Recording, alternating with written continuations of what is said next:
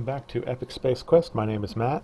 It has been a little while since I've been able to upload a new episode. There have been a couple of reasons for that. Number one, I was having some problems with some of my mods and lots of game crashes and things like that. I think I've managed to fix that at this point, so we're trying another one. And the other reason was, as I mentioned in the last episode, I think I mentioned it anyway, I was getting a little bit bored with the science grinding, so I imagine if I was bored, you guys were probably twice as bored. So I decided to just go ahead. I was just going to grind some more science off camera, so all I've done is exactly what you've seen already. I went back to the moon, I went back to Minmus, I went to the different biomes on those two stellar bodies, and that's it. And I have unlocked a huge amount of tech.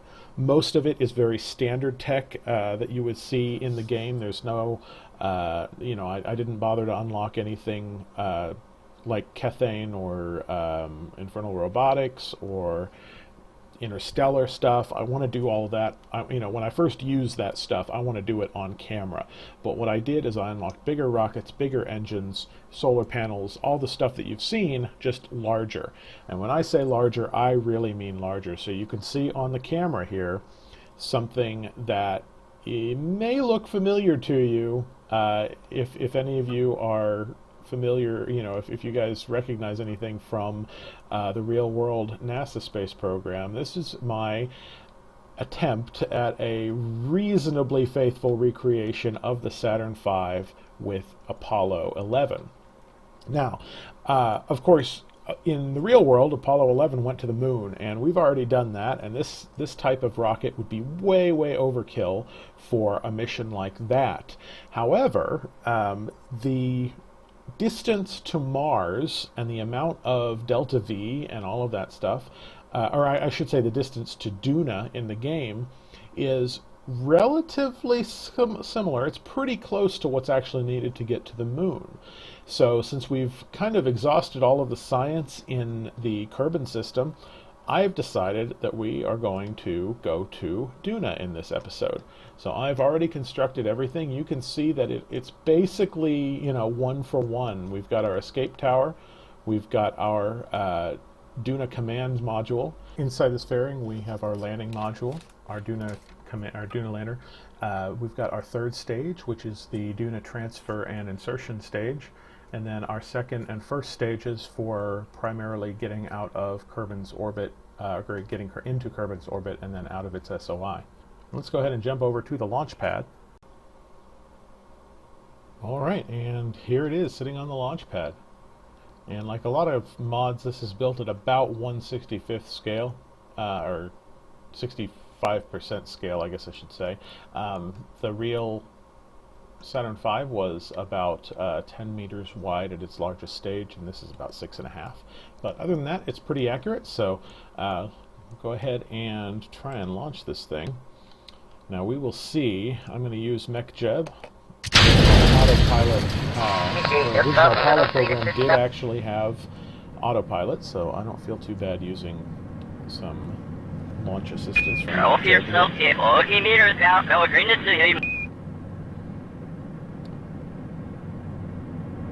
and this will usually fly relatively straight. I do have Kerbal joint reinforcement installed, and I've got a ton of struts hidden inside here, so hopefully this will have a decent launch profile.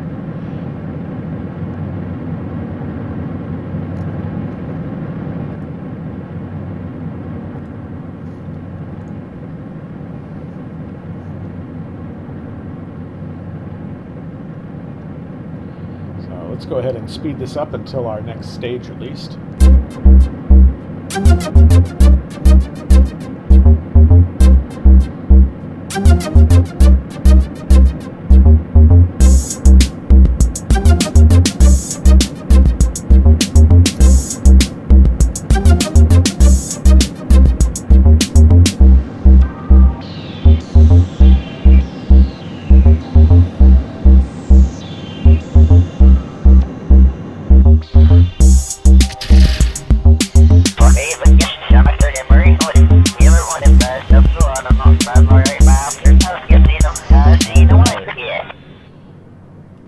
clean separation. I love the way that that first booster stage just falls away there. So massive.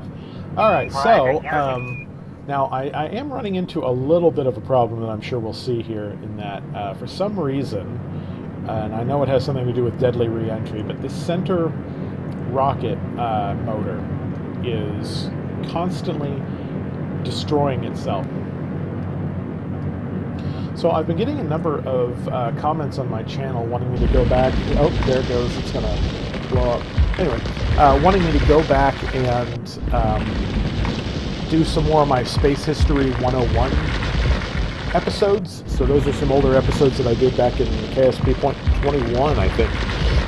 So I'm thinking I probably will go back and use this same Apollo model and go into a lot of the details of the Apollo 11 mission. Actually, I may go ahead and do Apollo 15, so definitely keep an eye out on that upcoming on the channel. Let's go ahead and speed this up until we're in orbit.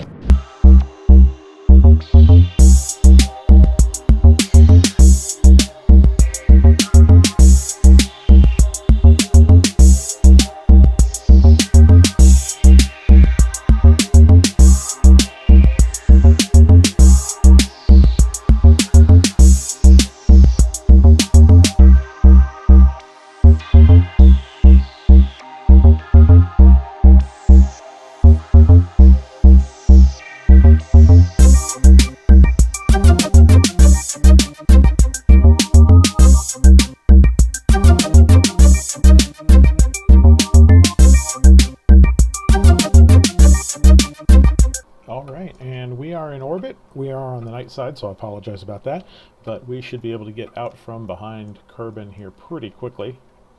Let's go ahead and zoom out and set up our transfer node. Now, I already went ahead and made sure we're at the correct phase angle, so we just need to probably right here at the apoapsis set up our burn for a direct transfer to Duna.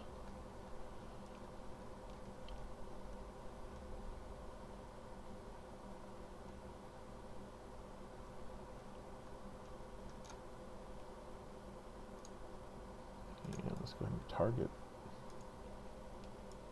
There we go.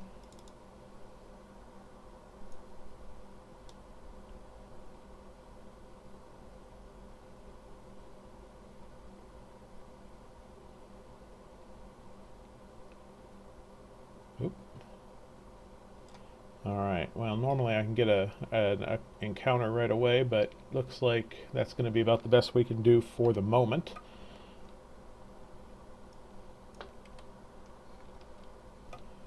So let's go ahead and set up to execute this node, and it's going to take a little more than what we've got left in this stage, but that's why we have the rest of the third stage. So I'll go ahead and let it boost us out of Kerbin's orbit so we can get back into the sun, and then you'll be able to see a little bit of the rest of what I'm going to do here.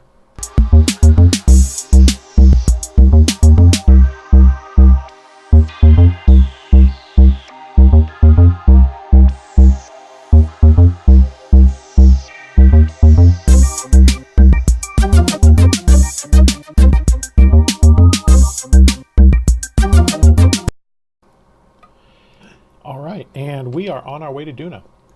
So as soon as we get out of Kerbin's SOI, I'm going to try and see if we can fine-tune this approach a little bit. But until then, we have a couple of other things we can do here. So first of all, we've gotten out of the atmosphere. We can go ahead and jettison our escape tower. And we can go ahead and get rid of our fairings and reveal the lander. So that's pretty cool there.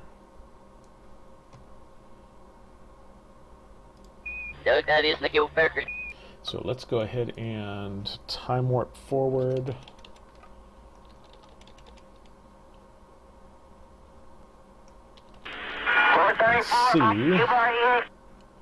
See what it's going to take to get this any closer here.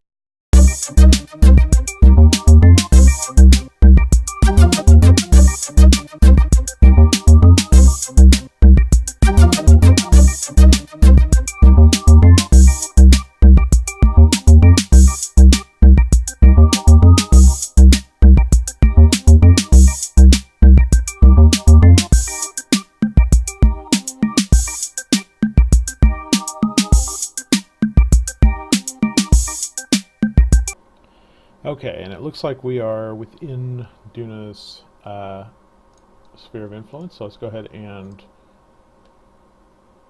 circularize the periapsis. Let's see if we can find Duna in our viewport here somewhere. Ah, there it is. So it looks like we're coming in right below it. Probably going to end up in a fairly polar orbit, which is fine.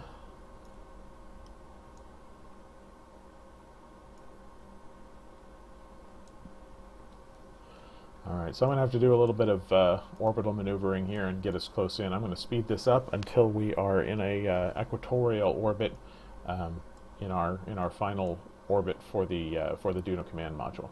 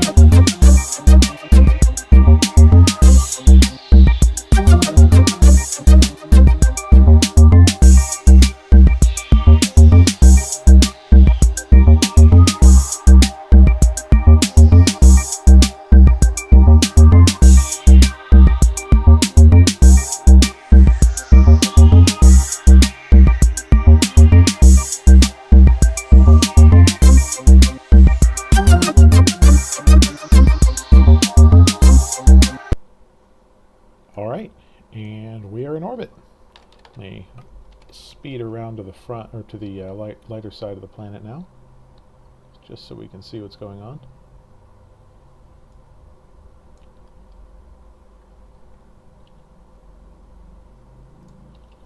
Alright. Okay, so now we'll go ahead and flip the command module around, or actually I think what I'm going to do, rather than doing that, we can actually just set up to go straight into our landing. So I'm going to transfer some crew into our command pod, or our lander. Of course, Jebediah and Bill will get to go on this mission. So we'll decouple the let's see, we'll decouple this, and what I'm going to do actually, just because I don't like to have a lot of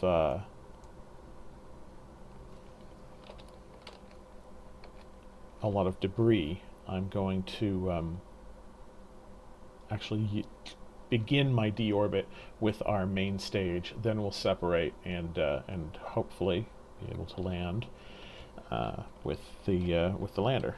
So I'm going to quick save this just in case it all goes horribly wrong.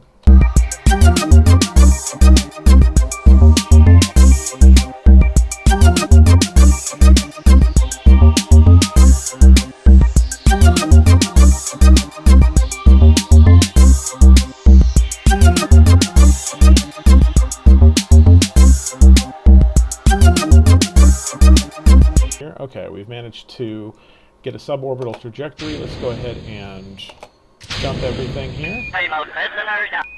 So we've just got the lander.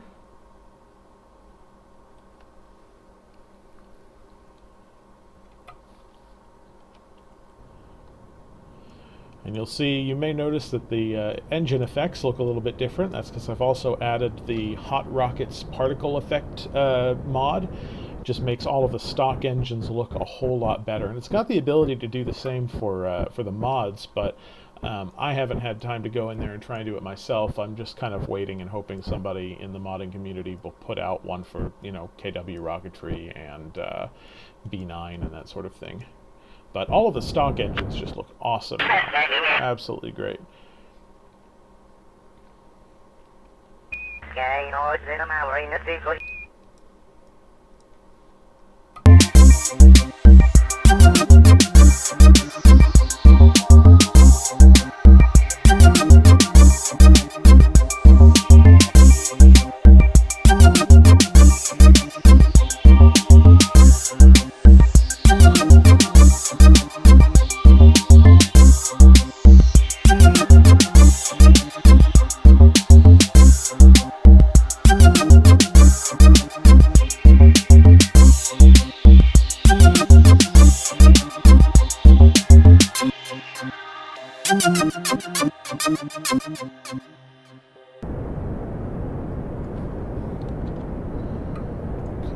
Try and arrest our descent a little bit more. We seem to barely be fighting gravity at this point, so hopefully as we enter the thicker part of the atmosphere, that'll help slow us down as well. Pretty even hill, you know, the elevation's pretty even, so that's good. I'll lower our landing gear here.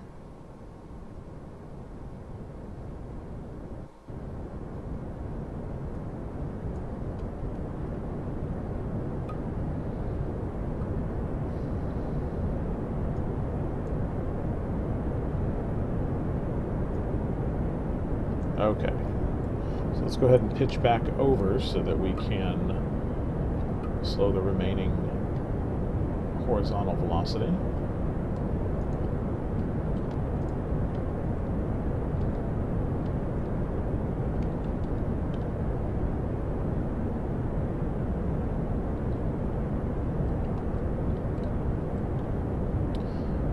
Vertical speed looks pretty good, 10 meters a second.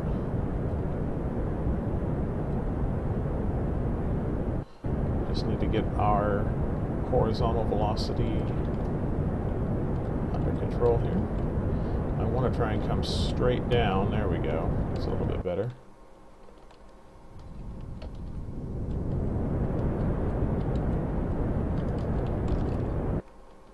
All right.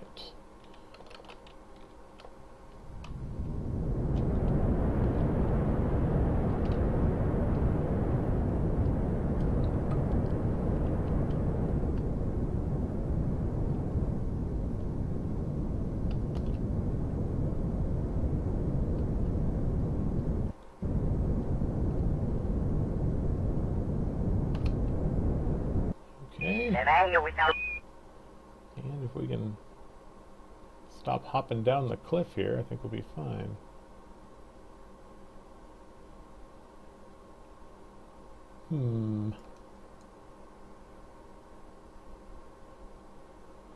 Gravity seems a bit too low. Alright, let's go ahead and coast it down to that slightly lower,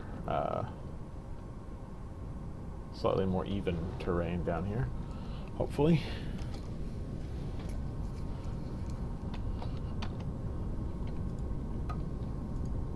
Oh.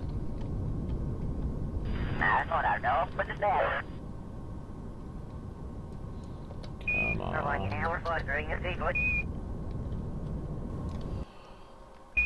So, let's go ahead and extend our ladder.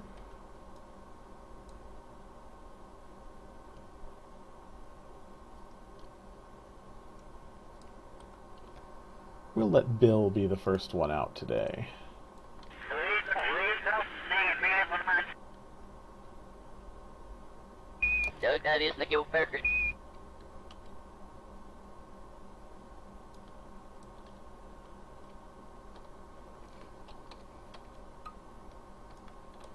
Look at how happy he is. All right.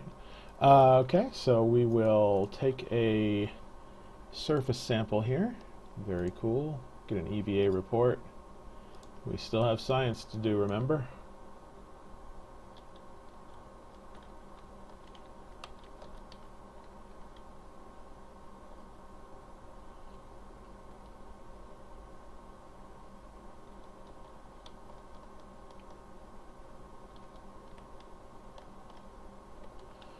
jump back inside. I'm going to do a crew report. And I will let Jebediah out to do his own EVA report here. That ought to get us quite a bit of science. So, not much else to do really here on the surface. I didn't bring any experiments. I didn't bring any rovers. I didn't do anything like that, mostly because, like I said, I'm kind of redoing Apollo 11, and that was just a kind of a proof of concept mission. They spent barely any time at all, like I think a couple of hours on the lunar surface, and didn't really do any science to speak of. It was all just making sure that they could do it there and back alive. So I'm going to go ahead and take us back into orbit, and we will and head back to Kerbin. And I'm just going to do the rest of this kind of as a cinematic. I will catch up with you when we're back on the surface and let you know what we'll do for the next episode.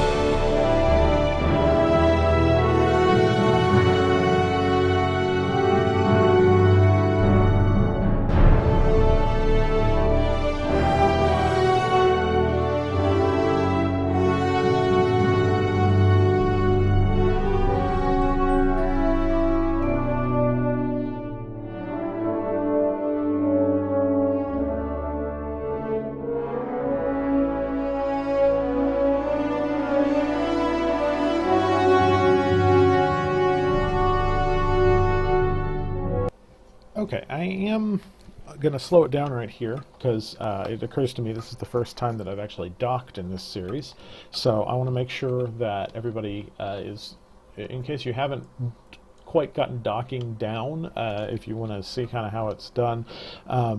I don't use mods for docking. I don't use automatic docking from MechJeb. I don't even use the docking alignment indicator mod. It's a great mod, but I don't. It's just not really necessary as far as I'm concerned.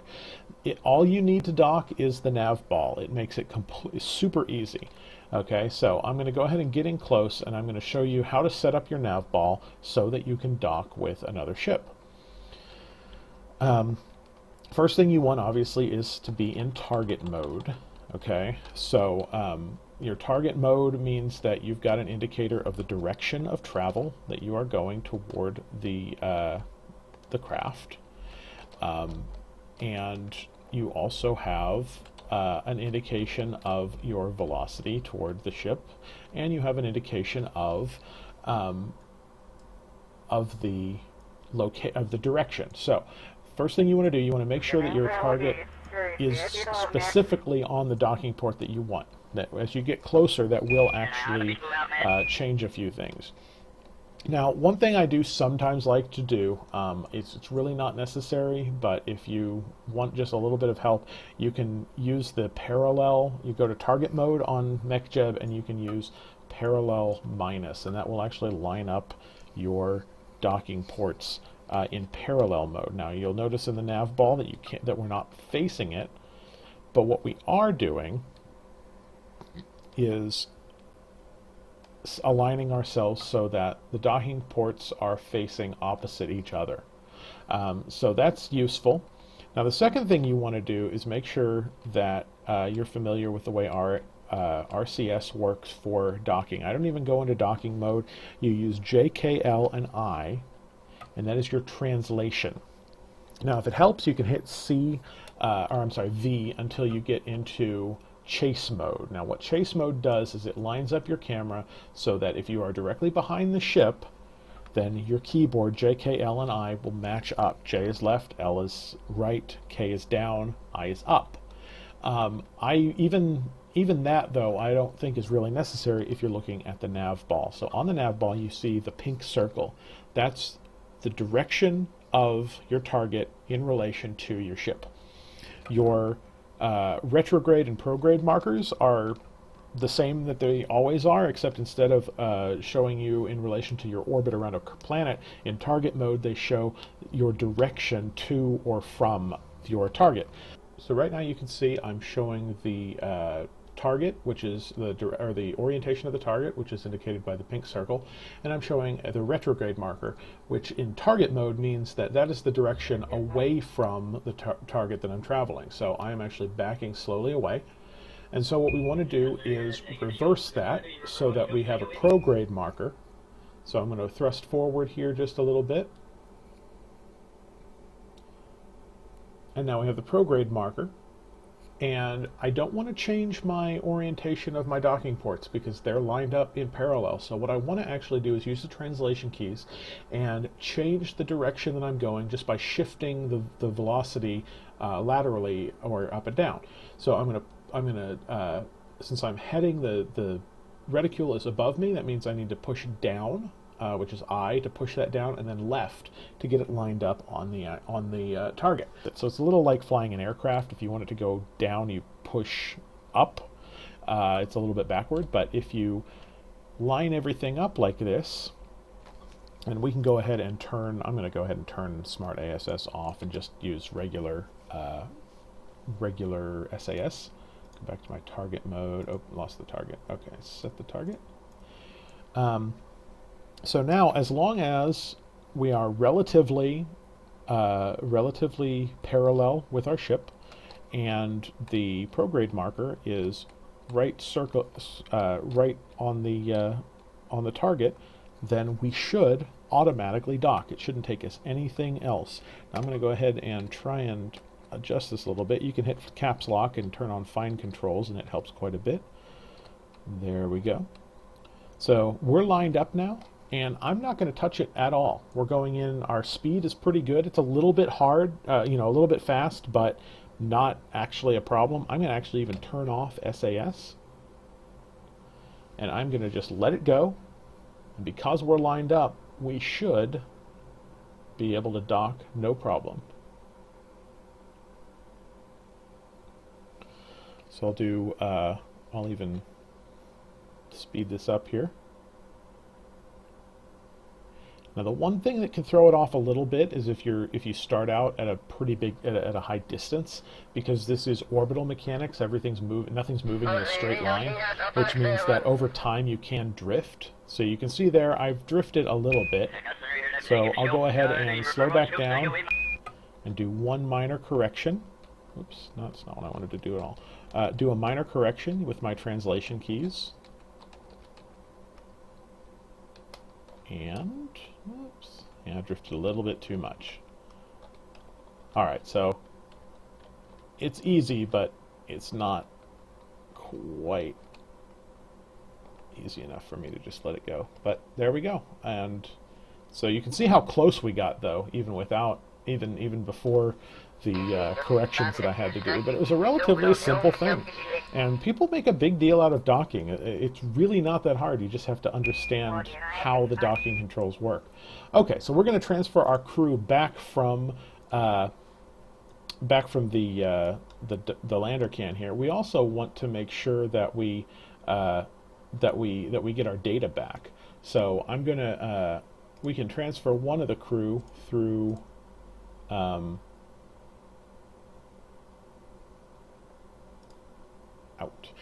we can transfer one crew through the docking port, but I'm actually going to EVA Jeb here.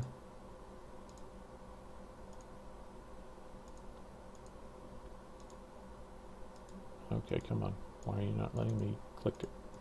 There we go. I'm going to EVA Jeb here because now that he's out of the craft, I can right-click on the lander can and take all that data that's in there. And I can move over to our Duna command module.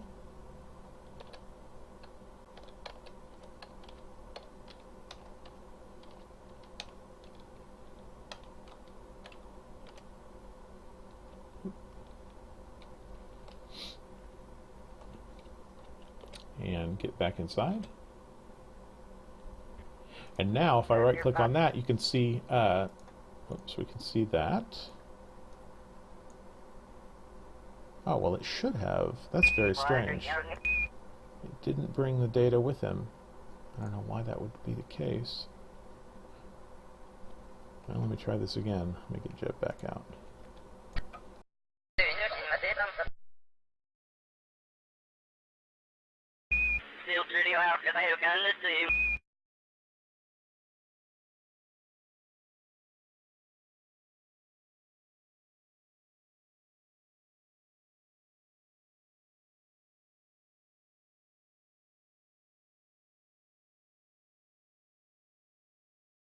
That.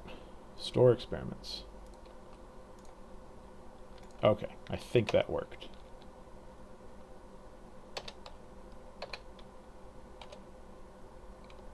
I don't know why it keeps going upside down too.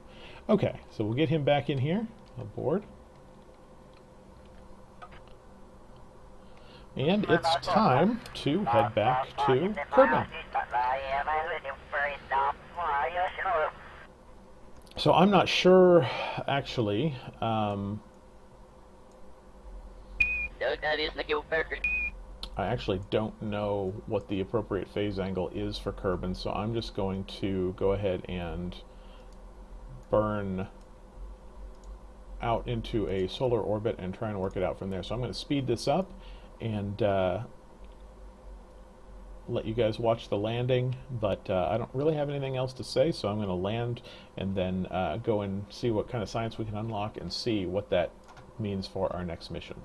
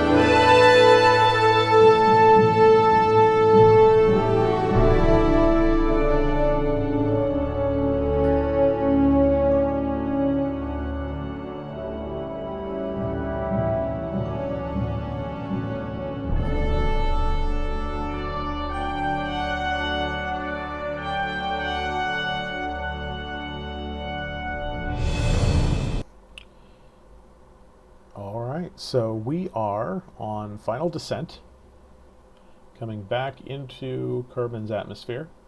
I've got it set up with a 30-kilometer periapsis, so that will give us, should give us what we need to slow everything down. I'm going to use what's left in the in the lunar module stage to, or the Duna command module stage, to slow us down. And once we've burned all of that, we're going to decouple everything and just come back in on in the capsule. So as soon as we hit the atmosphere, I'm going to turn retrograde and just start burning the rest of our fuel.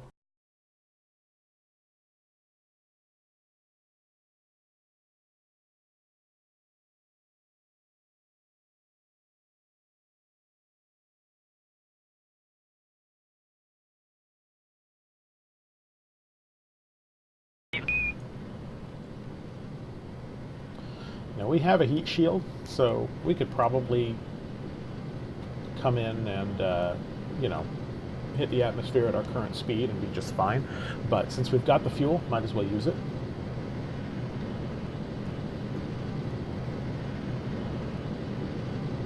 Looks like we may touch down over the South Pole. Or we may be past the South Pole. No? Yeah?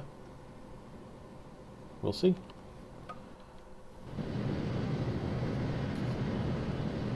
Our speed's dropping pretty quickly.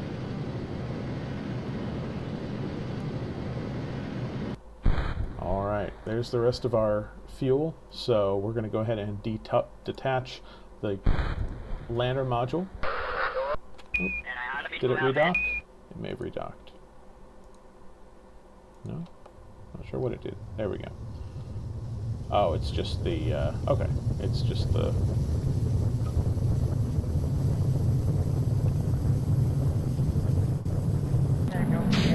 Go ahead and separate our command pod here.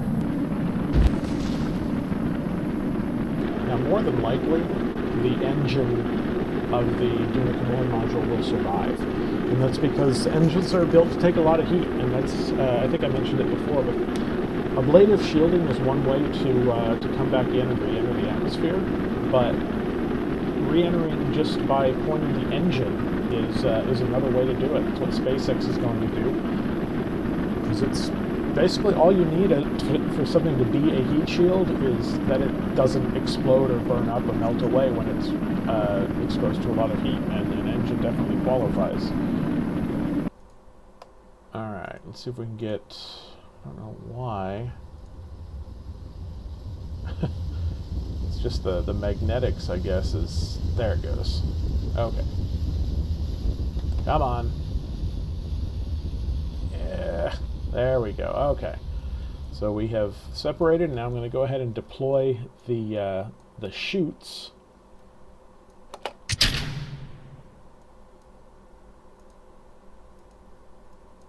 And I don't know. Okay, there we go. Deploy the chutes. Come on. Why have we not deployed chutes?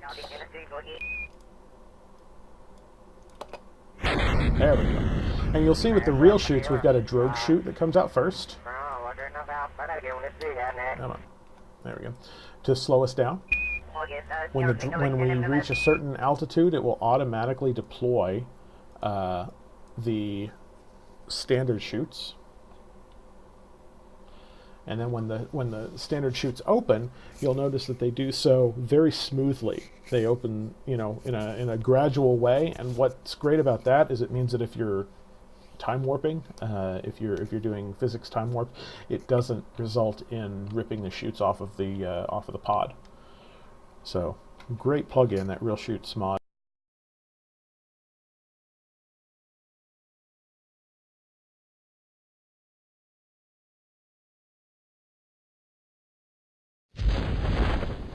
So there's the drogue chute.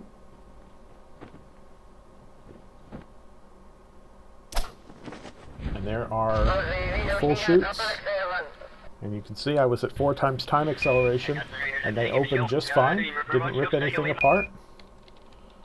So we'll go ahead and bring this down and land safely in the water.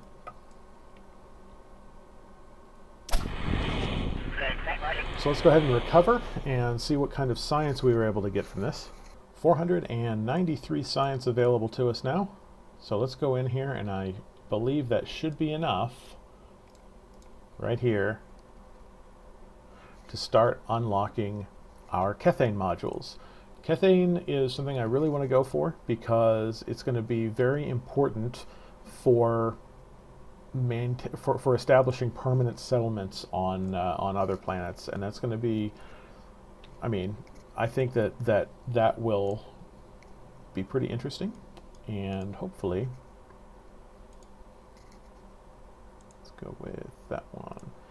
That ought to let us get started pretty well. Okay, so yeah, next episode we're going to start scanning for Kethane, and maybe even develop a small craft that can go and begin kind of mining and extracting and figuring out what we can do with it.